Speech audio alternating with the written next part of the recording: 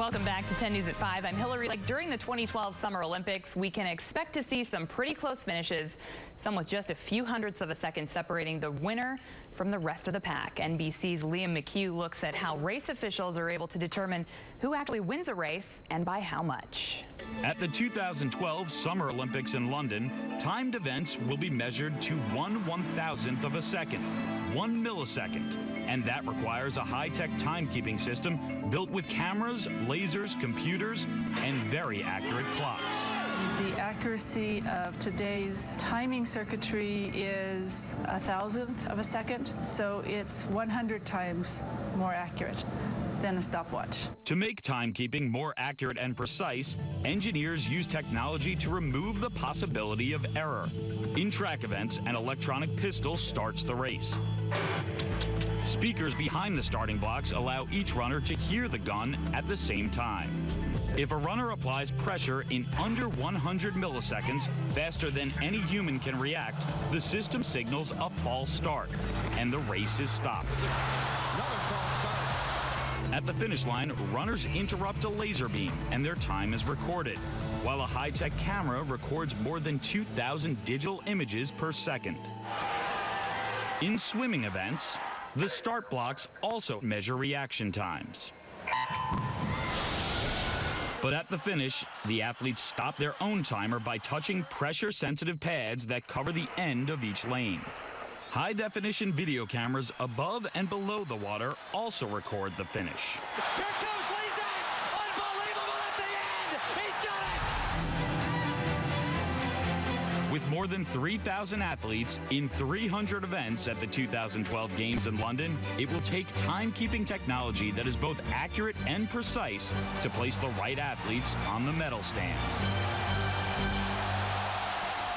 You can find the full collection of science of the Summer Olympics at our website, WBIR.com. And for more on all the various technologies being used in the Olympic Games this year, we're joined by our own tech expert, Dan Thompson from Claris Networks. Dan, thanks so much for being here. And I just said to you, it makes you wonder how they had the Olympics before all of this, right? What do you make of all this new technology? I know, it's crazy, and it makes you wonder like how much closer athletes are finishing next to each other than they previously did. I'd love to go back and look at some of the records and see. It's fascinating stuff. How crucial is this technology to people improving times and just to the overall timekeeping and scorekeeping of these games? Well, so it's absolutely crucial. There was an article recently in Wired magazine that was just absolutely fascinating. It was talking about this very thing. It was following a U.S. athlete, Lola Jones, who is she's a 100-meter hurdle jumper. And so it was talking about how, she is training with her coach. They're at a track that uses special cameras that follows her as she runs down the track. And it uses something like 1,500 frames per second so they can really slow it down. What she learned from all this experimentation is that she holds her leg up too high, just barely. And so what her and her coach are trying to do is get her leg down faster. She said she'd like to save about an inch per hurdle. That equals 10 inches by the end of the track. So in a game of hundreds, or now thousands, as they were saying, I mean, that's the game right there. So it was absolutely just fascinating to read. And when we were kids, if you remember, the big thing was you got to eat your Wheaties. And the Wheaties boxes all had the athletes on there. And today, it's just not about eating your Wheaties. It ain't going to help you anymore. It's all about who's got the best technology and who can really dial in and see what the athletes are doing at just a minute level. What goes into developing these technologies for athletes? Well, a lot of the technology, it's interesting, a lot of the technology has come from different racetracks and things like that. So a lot of it has filtered down from like auto racing and things like that. Also, Hollywood has helped contribute to some of these. So like if you're used to seeing like the Mythbusters show where they do, high-speed cameras that can slow down a bullet. It's that exact same technology, but now what's driving it is all these athletes have professional sponsors. So like Lola, as an example, is sponsored by Red Bull. So Red Bull is fronting the cost for all that. And that's, of course, for U.S. athletes. Other countries foot the bill for their athletes, but the U.S. still relies on private corporations to fund that. So if her coach or somebody says, gee, wouldn't it be great if we had some piece of technology that could measure this, then all of a sudden it's being developed? That's right, yeah. And then a lot of the technology also is coming out of Australia Australia. So Australia back in 2000 decided they're really going to beef up their efforts in the Olympics. So they built what is called the Australian Institute for Sport, and there's a huge amount of science development that comes out of that, and they are actually at the forefront of developing all this technology. So a lot of the countries are left to kind of try to steal their ideas.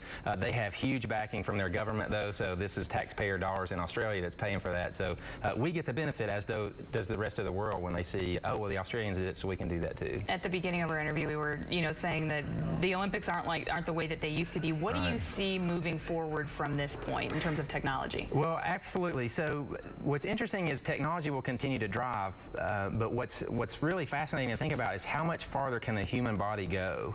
If you look at the last marathon that was run in the 1800s compared to the last Olympics in Beijing, there was almost a 60-minute difference between the marathon runner from the 1800s and now. So they've shaved off almost an hour. How much faster can the marathon actually be ran? I mean, It's a great question. And if you look at the records that are besetting, the increase in percentage is drastically dropping over the years. So it would seem like we're quickly reaching the human potential. So I don't know. It's going to be fascinating to see if technology can help the human body perform better than it ever has before and better times. Something to definitely keep watch for, right? Yes, all right. Well, you enjoy watching the Olympic Games. All right. Thanks so much for being here, Dan. Well, up next, we've got a live look from London. We'll be talking with NBC's Phil Rogers about the final hours before tonight's opening ceremony.